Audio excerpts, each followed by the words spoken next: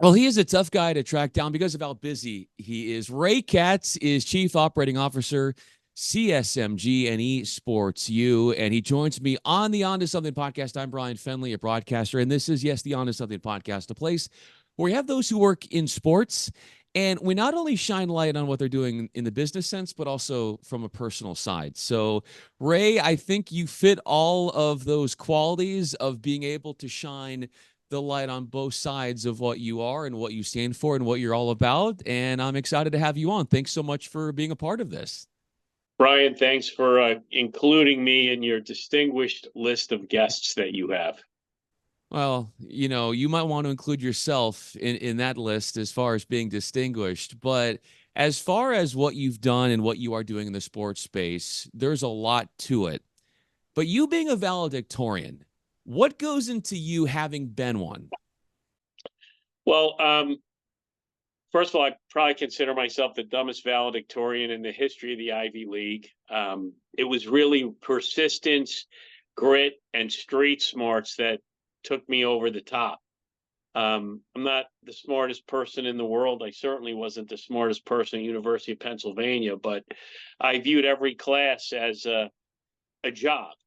And what do I have to do to excel, learn, and get a good grade in this class? And in most of the cases, I was able to just really study hard and participate in the class and try to make the classroom a better place because my instincts told me that if I did that, I would get the benefit of the doubt on grades. And later on, when I became a professor, I learned to do that as well. So I would probably say the last 4 or 5 A's were I was on the fence and did something to distinguish myself during the course of the class. I also think, frankly, coming out of high school, not in the top 10% of my high school class, I had a little bit of a chip on my shoulder and something to prove. And did not get into Harvard, did not get into Princeton, was very fortunate to get into the Wharton School at the University of Pennsylvania. And I wanted to make the most of that opportunity while also having a great campus life. How do you feel? And you brought this up, having something to prove and feeling slighted just a little bit when you said you didn't get into some of those schools. But if you take that idea, the notion of feeling like you've got something to prove, that people don't all see your true value, how have you used that as a tool, a mechanism, a source of inspiration, not just in the academic sense, but in what you're doing in the sports industry now? Look, I think it's no secret that even when I look at our clients, there's not a perfect correlation or maybe even a good correlation between who's really good at their job and what level of job that they're in. There's a bunch of luck, there's always politics. So you can always look at a situation and say, well, I think I was the executive that drove success and I wasn't the one being given credit for it, and essentially say, that's not fair. Or you can be negative about it, or you can be positive about it and say, well, why wasn't I given credit? And learn from that and take that learning to the next opportunity. And I feel very blessed that this opportunity and this business that we've built now in year 10, Collegiate Sports Management Group, everything that I've learned, everything that I've done, many of the people that I know, my co-founder, Michael Schreck, who asked me to embark on this journey with him, this is really a culmination of everything. And I have tried to be very positive, instill positive energy, and we've built an amazing team and have a terrific client list. I'm just incredibly blessed right now, and it's certainly not without its trials and tribulations, but hard work and a good relationship and deep honesty and integrity and communication skills can overcome a lot. When you have that honesty, Ray, and integrity, how does that just make more and more potential clients rush into what you're doing and want to be a part of what you all are about?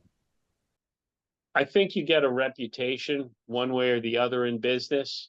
And I do think what goes around comes around, good karma and bad karma. I've always tried to treat people the way I want to be treated. I'll give you an example. One of my fellow executives at a previous job, a peer, actually asked me, why did I stay every Wednesday to return almost every phone call and every email? And essentially I said, well, that's how I'd want to be treated. And I want to make sure that I'm learning everything possible that can help one of my clients' businesses. I want to learn about every opportunity that there is and decide which ones make the most sense. And I've always been a little bit of a risk taker. I try to make them calculated risks. And frankly, I think that the attitude that I've heard so much of in the sports business, well, I'm just going to give ESPN or the NFL more money. No one ever got fired for giving them more money. Well, what you have here are two incredible sports properties, one a network and one the leading sports property. Certainly ESPN, the worldwide leader in global sports. Nothing but total respect for them. But honestly, if you're the number 5 brand, giving them another couple of $1 million so that you can become the number 4 brand in that category, advertising on that network or in that league, it's not going to move the needle. Sometimes you have to really look at what's your market share and how can you move business with that market share. How can you move the market share? How can you generate new customers? And sometimes you need to own multiple properties and build that customer base, one customer, 100 customers, or 1,000 customers at a time, rather than just hoping for mass messaging working, because it won't most of the time. We're all getting bombarded with way too many commercial messages, advertising, social media ads, etc. If I'm on the buy side and I'm representing a brand, which I did for most of my career, I want breakthrough programs. Now, when you say breakthrough programs, what does that mean? It means something that hits a very dedicated, very engaged fan base, whether that's esports, whether that's disc golf, whether it's pickleball, whether it's dedicated, incredibly dedicated fan bases of mid-major Division I athletics programs and conferences, because you don't accidentally watch the Horizon League Championship. You don't accidentally watch Stony Brook basketball. There aren't casual viewers. The people that are watching that are engaged, passionate fans. And if a brand is associated with that piece of equity, then that amazingly positive equity transfers to the brand from the sports property or the entertainment property or the esports property. What about your personal brand and how that comes out in the branding of the company? In that, how you perceive yourself and what you need to be, just the way you carry yourself in a room, and beyond all of the tenets that you talked about, from honesty and integrity and all those things that are super important to what you and your company are all about.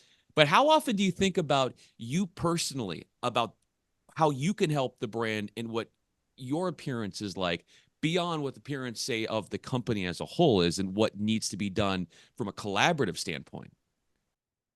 Well, besides driving all the way to Paramus, New Jersey to get my hair cut to make sure I look decent, I just try to present myself in a way that I think is highly professional and yet highly engaging. I had an amazing experience spending 2 days, really the better part of 3 days, with one of our commissioner clients, and just got to know him personally. And he got to know me personally, and introduced him to a bunch of different professional individuals across the sports industry, across the media industry. Took him to a Ranger game, had some great seats, got him into the boardroom, and just really, I'm a connector. Built some good relationships. I try to take the subject matter seriously, but not myself too seriously. I think that's really important. What's it like going to a hockey game with you? It's not my best sport in terms of my knowledge of the game, but I'm going to have fun. I'm going to make observations. I'm going to probably be asking the other person and learning from them about hockey. Frankly, I had Ranger season tickets for a number of years, which I gave up. But very different than going to a basketball game. I went with 3 people to the Penn Columbia basketball game on Saturday, and I had strong opinions about saving timeouts and substitutions and whatnot. That's a sport I really know. I think one of my biggest skills in business and in life is really knowing what I know and knowing what I don't know and acknowledging what I don't know, which is most things I don't know. But the few things I do know, I try to have some level of authority and speak thoughtfully and intelligently. And what about the skill that you have in letting people see that what you do know, and I know you're selling yourself short and saying you just know a little bit about something, but all that you do know is what's best for them too, in taking them from where they are and saying, hey, what I do know, I might not know that, but what I do know is this, and this is best for you, and kind of helping people usher them into seeing how you see things and knowing that that's best for them. If you are a commissioner of a conference, you have to answer to the university presidents and also to the athletic director. So you have to understand just enough of their jobs and the challenges in all of their respective schools. So in the case of this particular commissioner that I was meeting with, he informed me that most of his schools do not have enrollment challenges, and 3 of them are being hit by this impending enrollment cliff. So what can I do to impart knowledge to him and to have good discussion that can help them address this challenge that's about to come down in college, not just college athletics, but in college admissions. And then in college athletics, that's changing a lot from a name, image, and likeness standpoint. That's going to be largely deregulated. So schools are going to be able to be involved in that. Well, what does that mean? Someone on my team is all concerned that college athletics is going to be turned upside down. And I was like, great, I hope it is. Because anytime there's disruption, people that are disruptors or people that are strategic are the ones that are going to get called on for their expertise and their counsel. So I think this is an exciting time. Change is exciting to me. I'm hoping that athletic administrators that just kind of come in at 8:59 in the morning and leave at 5:01 and, well, they kept their job, so they had a good day today. I'm hoping that just doesn't work anymore. And we're blessed to work with some amazing athletic directors, university presidents, and commissioners that don't think that way, that are pivoting. There's a great book that really stayed with me, Who Moved My Cheese? And make no mistake about it, the college athletics cheese is moving, and you better be able to move with it and find your way through that maze to keep the cheese. How big of a bookworm are you? I'd love to read a lot more. I definitely don't read enough. I do a lot of my reading before I go to sleep, and I have a hard time getting through more than 15 pages, 20 pages before I crash. But that's just because I kind of leave everything out there every day. At this stage of my life, I see no reason not to. I mean, I leave everything on the field every day. By Friday night, I'm just completely shot mentally. So how much you said you brought up the metaphor. I completely leave it out on the field with every day and every work week. How much can you parallel what you're doing in sports to, say, being a high caliber college athlete? I think if you're a coach, one of your jobs is to really educate them that this is a finite 4-year, or in the case of Seth Towns at Howard University, a 9-year Yes. journey. Yes. And God bless him. I'm glad his leg is doing well. I saw his huge knee injury at the Ivy League championship in 2018, but it's a 4-year journey. And these 4 years, it's not a dress rehearsal. So it's a microcosm of life. So leave everything you have in the classroom, on the court, in your relationships with your peers, etc. To me, that's really it. And when I coached youth basketball for 4 years, it was like, you're not going to get another shot at this season or this game. So I'm a huge fan of Coach John Wood, and I know I'm dating myself, but his whole tenet was to make every day a masterpiece. And that's really what I try to do. And I encourage others to do that, whether I coach them in basketball or whether I teach them in class, or whether my nephews, who I'm incredibly close to, or our team here at work. Make it a masterpiece. Don't worry about the result. to use a golf analogy, make a good swing. And if the ball takes a bad bounce or hits a gust of wind, you can't do anything about it. Just make a great swing every swing. What's the closest in you being a coach in a basketball game that's been to a masterpiece? As a coach of youth basketball, a masterpiece was taking a team that was not supposed to win one game and getting into the finals of the 2016 Southbury Town Basketball League. How did you do it?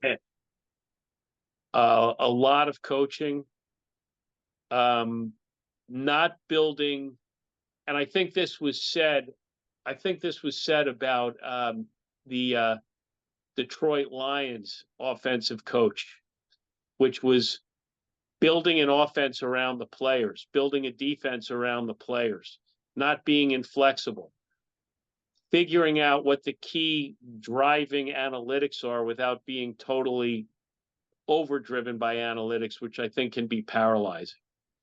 In coaching basketball in my universe, if you win the rebounding battle, the turnover battle, and take pretty good shots, you're going to win your share of games, even if on paper your team isn't quite as good. And then, frankly, the other thing I learned in youth basketball, especially at 5th and 6th grade level, is 75 to 80% of the shots conclude in a rebound. So getting a great rebounder or two and teaching rebounding and boxing out is the most important thing. What about a Ray coach team in how much they're pressing? Interesting. You're not allowed to press. So until the last X number of minutes of the game, right? And you can't do it when you're in the lead. So in lieu of that, I believe in pressuring the ball all game, whether it's a man-to-man defense or person-to-person defense, to be politically correct, or a 1-3-1 trapping zone. And using soccer players who are very athletic and had good stamina, and also recognizing that with the current rules in youth sports, everybody has to play half the game. Yeah. You're going to be forced to keep your people fresh. So you may as well exhaust them by pressuring the ball and running the ball and fast breaking as much as humanly possible. And those things are, they're very disruptive. And so you can beat superior talent, all things being somewhat equal. What's got you so good about the way in which you comport yourself under your own pressure or under the pressure you feel? Now, I sort of think when the tough going gets tough, the tough get going. And I really think that it's been great to learn how to play golf over the last 32 years now, 31 years, because that's a game where, there's golf, there's tournament golf, and then there's clutch time tournament golf. And if you don't maintain your cool, it's not going to work. And as a leader, you have to maintain your cool. You have to be calm under pressure. You have to really be a general and a leader and demonstrate there's really nothing to be gained by being flustered by pressure environment. If anything, take more deep breaths, speak more slowly, and go more slowly. How much or how many of the most like business stimulating conversations have you had, say, on a golf course? I mean, there's no question that golf is an amazing gift from a business standpoint. The level of relationship that you can build in 4 to 4.5 hours, and then whatever happens at the 19th hole is incredible, because people that I couldn't get into a meeting for an hour will give me 4.5 hours on the right golf course with the right people. And then you break down a lot of the barriers that you have. It's interesting. My youngest nephew, who won a 2019 National Golf Championship Division III at Illinois Wesleyan, he said, "Why'd you never put any pressure on me like all these other parents do?" Because I was essentially his golf parent. And I said, you're a freshman in high school, you're shooting in the 70s, you won already. I mean, you won.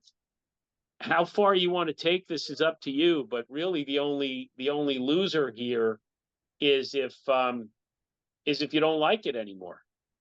That's the only loss here. So I made sure he always liked it, and it was always fun. And when his parents' kids were giving them 200 golf balls to chip, I'd be just having competitions and contests with my nephew for quarters, chipping and putting the ball. And my mom, may she rest in peace, would say, "Your nephew's 8. I can't believe you're taking his money." And I was like, "Well, what makes you think I'm taking his money?" And it was fun.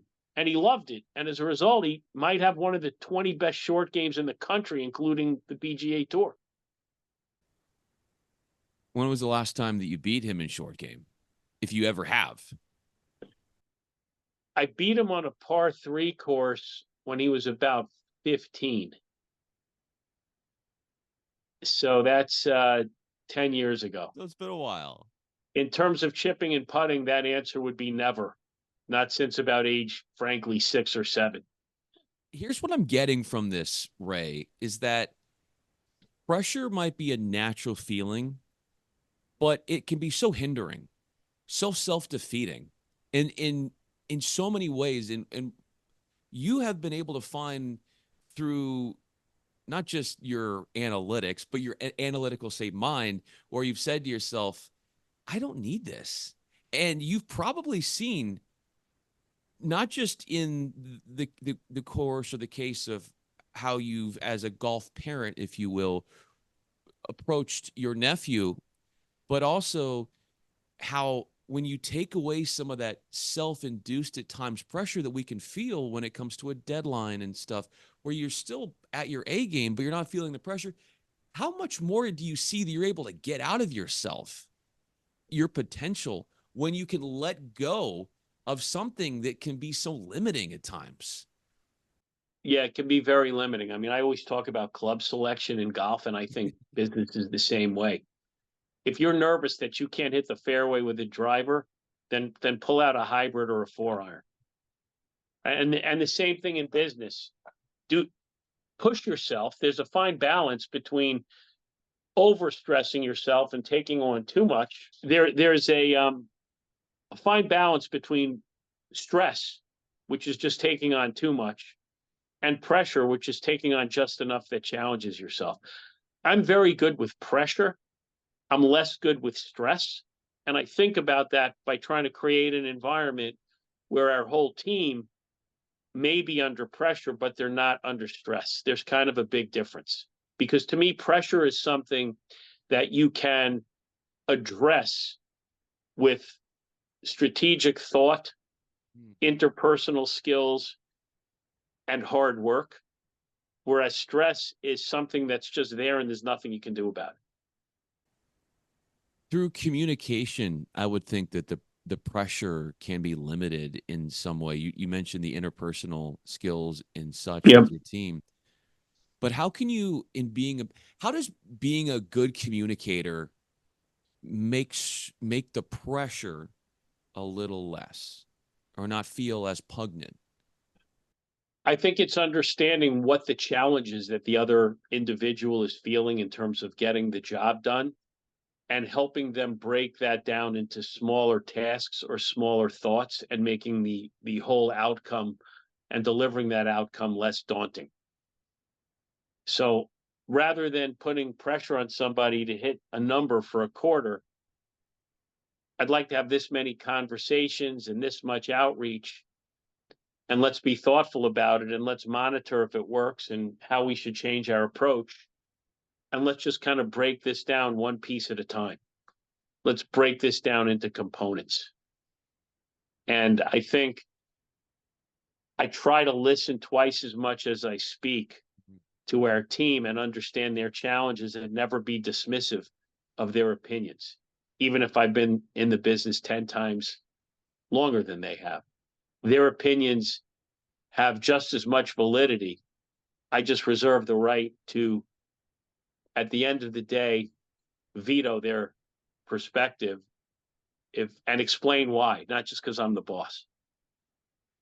But from my experience, this is why I think my approach is better. And since I'm accountable, we're going to go with my direction. Yeah, and it's an open dialogue at the same Yeah. time, but with your experience, you can't deny the fact that you've seen a thing or two and you know how certain things work. And I like to also subscribe to that belief.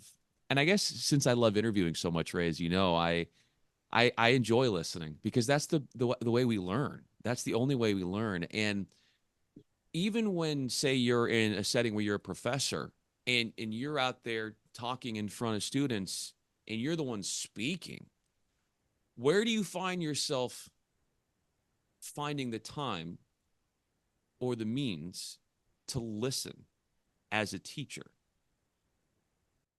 I think I build that into the class. I don't cram 2 hours of material into the classroom. I look at a lecture and I say that about 25 slides should do it. That should be about 50 to 60 minutes of teaching. We're going to go over current events and what can we learn from those current events. And then there's going to be plenty of Q&A. So I've always been very, very well reviewed as a teacher. I just had an incredible semester at Manhattanville College working under Dave Toromio. Extremely rewarding teaching these students. And I always tell them, you get 1 point in class participation. First of all, I always max out class participation as much as I'm allowed to in the grading rubric. 1 point for a stupid question, 2 points for a really good question, 3 points for the wrong answer, 4 points for the right answer, and 5 points if you make an observation or ask a question that is thought-provoking to me and I haven't thought of that. And there's usually about an average of 1 5-pointer per class. And that's sort of my teaching style. And I always have my course assistant kind of track the stats when I'm lucky enough to have one. I think one of the best compliments I ever got from a student in a review was about 10 years ago at New York University. And this young lady said, I think you should wear more pink shirts. You look good in pink shirts. And the class really appreciates your Thornton Mellon style of teaching, AKA, let me tell you how this works in the real world. And for those young viewers, Thornton Mellon was the Rodney Dangerfield character in the movie Back to School. And it's about a middle-aged man that goes back to school. And it is just a hilarious movie. That is, anybody that knows me knows that's my absolute favorite movie because I love Rodney Dangerfield. And I'm completely entertained and invigorated by everything that goes on in the classroom. As a basketball guy, I love how, and a coach, I love how you've introduced the 5-pointer from your teaching. You might not be able to get the three more than, a 5-pointer in a game of basketball. You might not be able to run as much press, say in coaching, the press break as you'd like. And you might not always be about the analytics because there's a time and place for those. But whether it's coaching, whether it's working, whether it's teaching, I love how you always have the stats close by. And as we kind of wrap up this conversation, Ray, it's fascinating to hear how much numbers are there to explain who you are. Not just words, but we're getting the numbers. And so I feel like there really is a key correlation between numbers and you. You can't go one without the other. And this has been so fun, man. I appreciate this conversation. No, I appreciate it, Brian. And, I think the key with numbers is also understanding that everything is not just a science, it's also an art. I mean, it's 7 years since I played my last full court basketball game. But I will tell you that if you give me open 15-foot bank shots from the elbow, I'll still hit 8 out of 10 of them, maybe 9. And so I think there's a room for analytics. I was not invited back, by the way, to into a Columbia analytics class because the students were presenting that they would never sign a player that was more than 32 years old to a multi-year contract. And I raised my hand as one of the questions and I said, So basically, if you're the Spurs, you would not have signed Tim Duncan to his last contract, and he led the team to 2 championships. Did you assess how the players declined in the last 6 minutes of the game? Did you assess what position they play? Did you assess, did they play 4 years of college? So there was less wear and tear on their body between age 18 and 23. So I'm all about the numbers, but those numbers have to be modified and considered with some of the more sort of art form, qualitative opinions and perspectives. But there's no question numbers are absolutely critical, and numbers are, at the end of the day, what makes a business or really anything successful. And I love hearing the amount of numbers or the number of the amount of bank shots that you can make from the elbow. Because first of all, I don't know too many people who will take a bank shot from the elbow. Let alone take a bank shot at a game at all. Why let me leave you with this, Ray. Why is the art of the bank shot, why is that disappearing from basketball? Why isn't it cool to take a bank shot and make a bank shot anymore? I don't know, but it gives you the biggest margin of error from a certain angle, from like a whatever 40-degree angle, if you will. No question in my mind. That's just a better shot. Well, let me tell you this as we wrap this up. When you think about Ray Katz and his team, they've been making a bunch of shots when it comes to what they're doing in the college space. Ray Katz, Chief Operating Officer, CSMG and EsportsU. I'm Bryan Fenley, a broadcaster, work for different networks doing different sports. Ray, this has been a blast, man. Thank you so much for following the channel, and your expertise and insights were priceless. Thank you so much, Bryan. I appreciate it.